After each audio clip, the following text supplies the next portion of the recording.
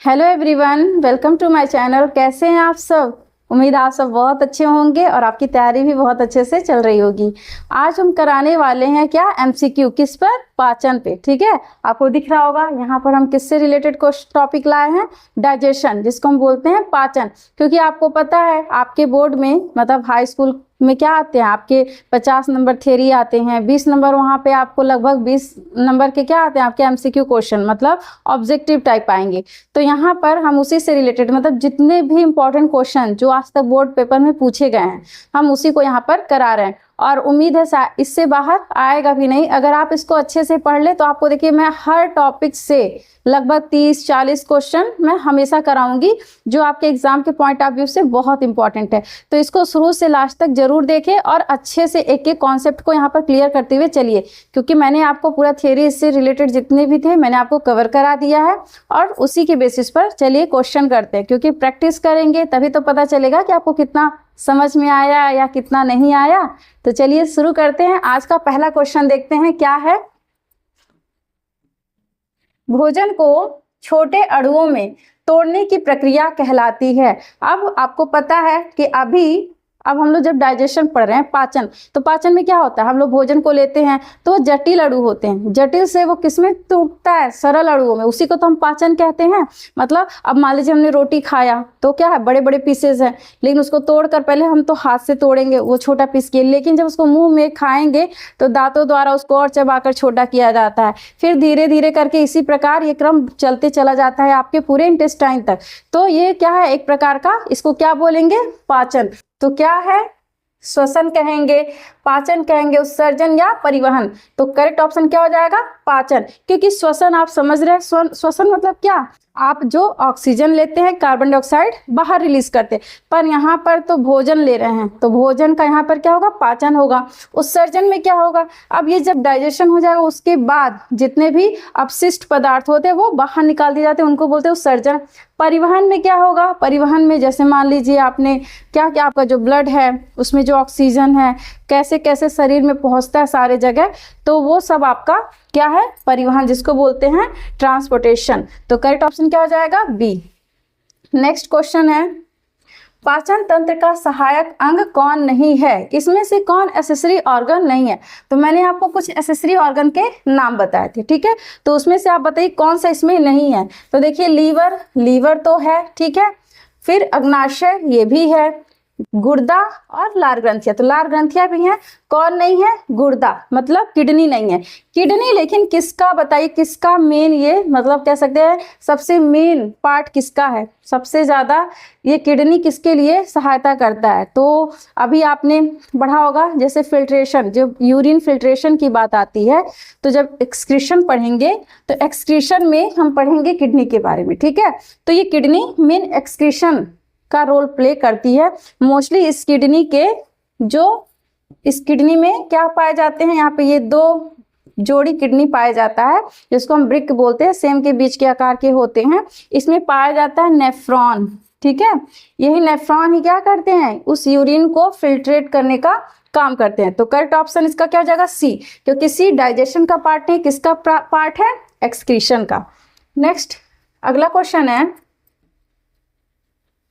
मानव पाचन तंत्र की सबसे लंबी नली कौन सी है। तो सबसे लंबी नली कौन सी हो जाएगी, ओसोफेगस, मतलब ग्रास नली, छोटी आंत, बड़ी आंत या पेट। तो कौन सी होगी, छोटी आंत, क्योंकि नाम तो छोटी आंत है लेकिन इसमें अगर आप देखेंगे तो ये बहुत सारा ऐसे क्वाइल जैसा इसमें स्ट्रक्चर दिखाई देता है। और बड़ी आंत बस नाम है बड़ा लेकिन होता है छोटा, क्योंकि लंबाई तो इसकी कम होती है लेकिन डायमीटर ज्यादा होने की वजह से इसको बोलते हैं बड़ी आंत। और छोटी आंत का लंबाई ज्यादा होता है लेकिन इसका डायमीटर, इसका व्यास क्या होता है, कम होता है, इसलिए इसको बोलते हैं छोटी आंत। लेकिन लंबाई की बात करें तो सबसे ज्यादा किसका होता है, छोटी आंत। और छोटी आंत से थोड़ा सा और मतलब थोड़ा सा हल्का सा छोटा अगर किसी की लंबाई है तब उसके बाद आता है बारी किसकी, ओसोफेगस की। तो करेक्ट ऑप्शन क्या हो जाएगा, बी। अगला क्वेश्चन है, लार में कौन सा एंजाइम पाया जाता है, पेप्सिन, एमाइलेज, लाइपेज या ट्रिप्सिन। तो कौन सा एंजाइम पाया जाता है, एमाइलेज पाया जाता है। अगला क्वेश्चन है, एमाइलेज किसका पाचन करता है? तो एमाइलेज कहाँ पे बनता है? आपके जो लार ग्रंथियां हैं, लार ग्रंथियों के द्वारा एमाइलेज बनता है। तो ये पाचन किसका करेगा? प्रोटीन का, वसा का, स्टार्च का या विटामिन का? तो आपको पता है हमारे माउथ में सबसे पहले पाचन शुरू होता है किसका? कार्बोहाइड्रेट का, मतलब स्टार्च का। तो करेक्ट ऑप्शन क्या हो जाएगा? सी। नेक्स्ट है पेप्सिन कहाँ कार्य करता है? पेप्सिन कहाँ कार्य करेगा? मुख में, पेट में, छोटी आंत में या बड़ी आंत में? तो कहाँ काम करता है? हमारे स्टमक में, और यहीं पर ही आपके प्रोटीन का पाचन होता है। ठीक है, नेक्स्ट क्वेश्चन पे चलते हैं। पेट में HCl का मुख्य कार्य क्या है? तो जो पेट में आपको पता है एक HCl मतलब हाइड्रोक्लोरिक अम्ल बनता है, तो उसका मुख्य कार्य यहाँ पर क्या होगा? वसा का पाचन करेगा? नहीं। प्रोटीन का पाचन करेगा? ये भी गलत है। क्या करेगा? बैक्टीरिया को नष्ट करता है। बैक्टीरिया जितने भी हार्मफुल माइक्रो ऑर्गेनिज्म है उनको क्या करता है? किल करने का, उनको मारने का काम करता है। और क्या करेगा? पेप्सिन को क्या करता है? सक्रिय करता है, क्योंकि हमारे स्टमक में क्या होता है? पेप्सिन ऐसे निष्क्रिय पड़े रहते हैं, लेकिन जैसे ही भोजन आता है तो HCl क्या करेगा? उस पेप्सिन को सक्रिय करेगा, कहेगा उठो और डाइजेशन शुरू करो। तो ये क्या करेगा? पेप्सिन को सक्रिय करने का काम करता है। करेक्ट ऑप्शन क्या हो जाएगा? सी। अगला क्वेश्चन है यकृत कौन सा रस स्रावित करता है? तो यकृत कौन सा रस स्रावित करेगा? पित्त रस, अग्नाशयी रस, लार या पेट का रस, मतलब गैस्ट्रिक जूस। तो क्या करेगा ये? पित्त रस, जिसको बोलते हैं बाइल जूस। तो करेक्ट ऑप्शन क्या हो जाएगा? ए। पित्त रस का कार्य है, अब पित्त रस जो है उसका क्या कार्य होता है? प्रोटीन का पाचन, वसा का इमल्सीकरण, स्टार्च का पाचन या विटामिन बनाना। तो ये क्या करता है? वसा का इमल्सीकरण करता है, मतलब इमल्सिफिकेशन करता है। किसका? फैट्स का। अगला क्वेश्चन, अग्नाशय कौन सा रस स्रावित करता है? पित्त रस, अग्नाशयी रस, लार, अम्ल। ये तो आसान है, अग्नाशय से अग्नाशय। लेकिन पित्त रस से पित्ताशय मत समझिए, क्योंकि पित्ताशय में क्या होता है? बाइल जूस का वहां पर वो उसको स्टोर करने का काम करते हैं। ठीक है, मतलब जो पित्ताशय की थैली होती है वो पित्त रस को क्या करते हैं? बस स्टोर करने का, उसको रखने का, संग्रहित करने का काम करती है। लेकिन जब उसकी जरूरत होती है तो वो उसको फिर आगे भेज दिया जाता है। लेकिन पित्त रस कहाँ से निकलेगा? आपके कहाँ से निकलेगा? यकृत से। लेकिन यहाँ पर अग्नाशय की बात करें तो ये तो आसान है कि अग्नाशयी रस निकलता है अग्नाशय से। अगला क्वेश्चन है अग्नाशयी रस में कौन सा एंजाइम, मतलब कौन से एंजाइम पाए जाते हैं? पेप्सिन या लाइपेज, एमाइलेज, ट्रिप्सिन या लाइपेज, लैक्टेज, सुक्रेस या केवल लाइपेज? तो क्या क्या पाया जाता है? एमाइलेज, ट्रिप्सिन और लाइपेज। Correct option B. अगला क्वेश्चन, भोजन का पाचन कहाँ पूर्ण होता है? तो भोजन का पाचन कहाँ पे पूर्ण होगा? तो देखिए पाचन हमारा शुरू होता है मुख से, मतलब मुख से शुरू होगा। अब माउथ में थोड़ा सा पाचन हो जाएगा कार्बोहाइड्रेट का, उसके बाद ओसोफेगस से वो भोजन चला जाता है हमारे आमाशय में। आमाशय में प्रोटीन का पाचन होगा।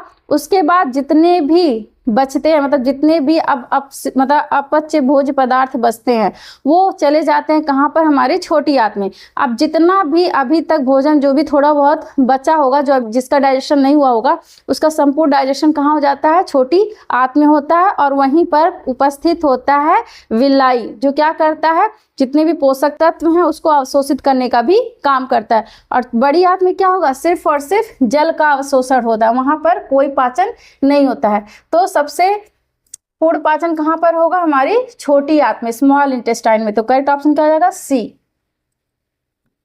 नेक्स्ट क्वेश्चन, छोटी आंत में भोजन का अवशोषण किस संरचना द्वारा होती है? तो अभी मैंने बताया किसके द्वारा होती है? विली या विलाई। ये क्या होता है? फिंगर लाइक ऐसे स्ट्रक्चर होता है। ठीक है, और ये क्या करेंगे? जितने भी पोषक तत्व हैं उनको क्या करेंगे? अवशोषित कर लेते हैं। नेक्स्ट क्वेश्चन, विलाई का मुख्य कार्य क्या होता है? विलाई क्या करेगा? भोजन को तोड़ेगा या पोषक तत्वों का अवशोषण करेगा, अम्ल स्राव करेगा या पित्त बनाएगा? तो क्या करता है? पोषक तत्वों का अवशोषण करता है। नेक्स्ट, बड़ी आंत का कार्य है प्रोटीन पचना, मतलब प्रोटीन को पचाना, पानी का अवशोषण करना, वसा का पाचन करना या ग्लूकोज बनाना। तो बड़ी आंत में मैंने आपको बताया कि बड़ी आंत में कोई भी पाचन नहीं होता है, वो सिर्फ और सिर्फ क्या करेगा, पानी का अवशोषण करता है, मतलब जल का अवशोषण करेगा। तो करेक्ट ऑप्शन क्या हो जाएगा आपका बी। नेक्स्ट क्वेश्चन पे चलते हैं। भोजन को ग्रास नली से पेट तक पहुंचाने की प्रक्रिया कहलाती है। तो विसरण कहलाएगा या पेरिस्टालसिस कहलाएगा या परासरण या सक्रिय परिवहन। तो क्या कहलाएगा, पेरिस्टालसिस। पेरिस्टालसिस का मतलब होता है क्रमाकुंचन, ठीक है। जैसे वो फैलेंगे सिकुड़ेंगे, जो हमारे ओसोफेगस होते हैं, जो ग्रास नली होती है, वो थोड़ा सा क्या करेगा, पहले फैलेगा सिकुड़ेगा, ऐसे वो भोजन को धीरे धीरे करके नीचे अमाशय तक उसको घिसकाते जाता है क्रमाकुंचन विधि द्वारा। तो उसी को बोलते हैं पेरिस्टालसिस। तो करेक्ट ऑप्शन क्या हो जाएगा बी। नेक्स्ट क्वेश्चन है, लाइपेज किसका पाचन करता है? कार्बोहाइड्रेट का करेगा, प्रोटीन का, वसा का या विटामिन का? तो किसका पाचन करता है ये, वसा का। तो करेक्ट ऑप्शन क्या हो जाएगा, फैट सी। ट्रिप्सिन एंजाइम कहाँ कार्य करता है? पेट में, छोटी आंत में, बड़ी आंत में या मुख में? तो कहाँ कार्य करता है ये ट्रिप्सिन, हमारे छोटी आंत में। तो करेक्ट ऑप्शन क्या हो जाएगा बी। नेक्स्ट है, छोटी आंत का कौन सा भाग मुख्य रूप से अवशोषण करता है? छोटी आंत का मुख्य भाग कौन जो है अवशोषण का कार्य करेगा? ड्यूडेनम, जेजुनम और इलियम, ग्रास नली या बड़ी आंत? तो क्या कौन करेगा, जेजुनम और इलियम, क्योंकि जेजुनम और इलियम क्या करते हैं, ये भोजन को मतलब ये क्या करेंगे, जितने भी पोषक तत्व हैं उनको क्या करें, उनका अवशोषण करते हैं। लेकिन बस फर्क होता है कि जो जेजुनम होता है वो कार्बोहाइड्रेट हो गया, वसा हो गया, उन सबों का मतलब उन सबों का अवशोषण करेगा। लेकिन इलियम क्या करेगा, जितने भी खनिज लवण होते हैं ये उनका अवशोषण करता है। नेक्स्ट है, अग्नाशय कौन सा हार्मोन स्रावित करता है? पित्त, इंसुलिन, गैस्ट्रिन या थायरॉक्सिन? तो ये तो क्या करता है, अग्नाशय इंसुलिन हार्मोन का स्राव करता है। नेक्स्ट क्वेश्चन है, मनुष्य में दांत कितनी बार बदलते हैं? तो आपको पता है जो मनुष्य होते हैं जीवन में उसके एक बार दांत बदलते हैं, क्योंकि आपको पता है पहले बचपन में जो दांत होते हैं वो एक बार क्या होते हैं, टूटते हैं, फिर से एक नए दांत फिर से एक बार बनते हैं। अब ऐसा नहीं है कि फिर वो दोबारा टूटेंगे तो फिर से बनेंगे, नहीं, सिर्फ और सिर्फ एक बार बदलते हैं। तो करेक्ट ऑप्शन क्या हो जाएगा ए, एक बार, वंस। मुंह में लार ग्रंथियां कितनी जोड़ी होती हैं? तो मुंह में लार ग्रंथियां कितनी जोड़ी होती हैं, 3, सी। मनुष्य के पाचन तंत्र की लंबाई लगभग कितनी होती है? मतलब इनके डाइजेस्टिव सिस्टम की बात करें तो लगभग आहार नाल की बात करें तो कितनी लंबी होती हैं? तो होती हैं वो 9 मीटर। तो करेक्ट ऑप्शन क्या हो जाएगा सी। नेक्स्ट क्वेश्चन, पाचन का अंतिम उत्पाद है, मतलब जब हम डाइजेशन होगा हमारे शरीर में तो सबसे अंतिम में कौन से उत्पाद बनते, क्या चीज बनता है? तो क्या क्या बनेगा, ग्लूकोज बनेगा, अमीनो अम्ल बनेगा और फैटी अम्ल भी बनेगा। तो करेक्ट ऑप्शन क्या हो जाएगा ए। विटामिन डी, ई, के मतलब जितने भी विटामिन है, ठीक है, का अवशोषण किसके बिना संभव नहीं है? इसमें ऐसा कौन है जो उपस्थित नहीं रहेगा तो विटामिन का अवशोषण नहीं होगा? तो अम्ल, पित्त रस, पेप्सिन या एमाइलेज? तो क्या नहीं होगा, अगर बाइल जूस नहीं होगा, पित्त रस नहीं होगा तो वो DEK का अवशोषण नहीं करेगा। तो करेक्ट ऑप्शन बी हो जाएगा। नेक्स्ट है, लैक्टोज एंजाइम किसका पाचन करता है? लैक्टोज मिल्क से रिलेटेड है, तो किसका पाचन करेगा, ग्लूकोज का, लैक्टोज का, सुक्रोज का या वसा का? तो लैक्टेज पाचन करेगा लैक्टोज का, बी। अगला क्वेश्चन है, अम्ल पित्त एसिडिटी किस कारण से होती है? किस कारण से होती है? अधिक HCl से, अधिक पित्त रस से या अधिक अग्नाशयी रस से या अधिक इंसुलिन से? तो किसकी वजह से होता है अधिक HCl से। क्यों? जैसे देखिए, अगर मान लीजिए कभी कभी आपने देखा होगा, मान लीजिए आप खाली पेट हैं, ठीक है। आपने भोजन नहीं किया तो आपको कभी कभी लगता है कि गले पे जलन जैसा हो रहा है, क्यों? क्योंकि मान लीजिए HCl का काम क्या है कि अब जो भी भोजन आएगा उसके मतलब जो भी उसमें माइक्रो ऑर्गेनिज्म है उसको किल करने का, मतलब इसको प्रॉपर हमेशा कुछ ना कुछ काम करने के लिए चाहिए, ठीक है। तो जब मान लीजिए आपने भोजन नहीं किया तो वो किसको, मतलब किसका डाइजेशन करने के लिए वो उसमें मदद करेगा? कुछ नहीं करेगा। तो वो फिर धीरे धीरे अब वो कोई ना कोई किसी ना किसी चीज़ को ढूंढेगा ना डाइजेस्ट करने के लिए। तो जब नहीं हो पाता है तो क्या करेगा? वहाँ पर एसिडिटी को, इसी वजह से उसकी वजह से क्या हो जाती है? एसिडिटी हो जाती है। तो अधिक HCl की वजह से ही क्या होती है? अम्ल पित्त होती है, मतलब एसिडिटी हो जाएगी। ऐसा नहीं कि सिर्फ भोजन करने से ही एसिडिटी होती है, खाली पेट भी होता है। भोजन का यांत्रिक पाचन कहाँ होता है? यांत्रिक मतलब क्या? मैकेनिकल डाइजेशन, जो जैसे नहीं मशीन के द्वारा होता है, तो सेम वैसे ही। तो आपको पता है हमारे शरीर में जो हमारा माउथ है, ओरल कैविटी, उसी में ही पाए जाते हैं हमारे दांत, ठीक है। वही दांत क्या करते हैं? उसको छोटे छोटे टुकड़ों में तोड़ते हैं। मतलब अगर बात करें यांत्रिक पाचन कौन करेगा, यांत्रिक काम कौन कर रहे हैं यहाँ पे? हमारे दांत, क्योंकि वो मशीन की तरह काम कर रहे हैं, ठीक है। तो किसके द्वारा होगा? दांतों के द्वारा। तो कहाँ पर है? पेट, मुख, छोटी आंत या बड़ी आंत? तो कहाँ पर? मुख में, क्योंकि यहाँ पर जीभ हैं, दांत हैं, वो सब क्या कर रहे हैं? यांत्रिक पाचन में हेल्प कर रहे हैं। नेक्स्ट है प्रोटीन का अंतिम पाचन उत्पाद क्या है?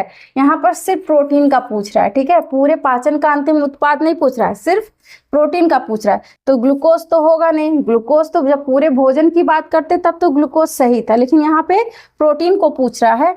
तो प्रोटीन पता ही है आपको, अमीनो अम्लों से ही मिलकर प्रोटीन बनते हैं, क्योंकि प्रोटीन क्या है? एक long polypeptide chain of amino acid, ठीक है। तो ये इसका अंतिम उत्पाद क्या होगा? अमीनो अम्ल, क्योंकि प्रोटीन तो एक आपका लॉन्ग पॉलीपेप्टाइड चैन है, मतलब लार्ज यूनिट है, मतलब लार्ज चैन है, ठीक है। मतलब एक कॉम्प्लेक्स सबस्टेंस है, लेकिन यहाँ पे पाचन हो रहा है तो कॉम्प्लेक्स से सिंपलेस्ट में बदलेगा। तो सिंपलेस्ट कौन होगा? अमीनो, क्योंकि प्रोटीन की यूनिट है अमीनो एसिड, तो इसलिए लास्ट में क्या बनेगा? Amino acid. और आज के सेशन का ये लास्ट क्वेश्चन है, वसा का अंतिम पाचन उत्पाद क्या है? मतलब अब यहाँ पे किसका पूछ रहा है? वसा का। पहले किसका पूछा था? यहाँ पूछा था प्रोटीन का, अब वसा का पूछ रहा है।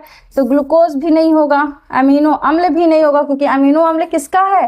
प्रोटीन का है, ठीक है। ग्लूकोज किसका है? कार्बोहाइड्रेट बोलिए या स्टार्च के लिए रहेगा। ये पूछ किसका रहा है? वसा का। तो क्या हो जाएगा? फैटी अम्ल, मतलब फैटी एसिड या ग्लिसरॉल। तो करेक्ट ऑप्शन क्या हो जाएगा? सी। तो आज के लिए बस इतना ही। तो यहाँ तक अगर किसी को कोई भी कॉन्सेप्ट जो क्लियर नहीं होंगे तो कमेंट करके जरूर बताइएगा। तो मिलते हैं नेक्स्ट वीडियो में। Thank you.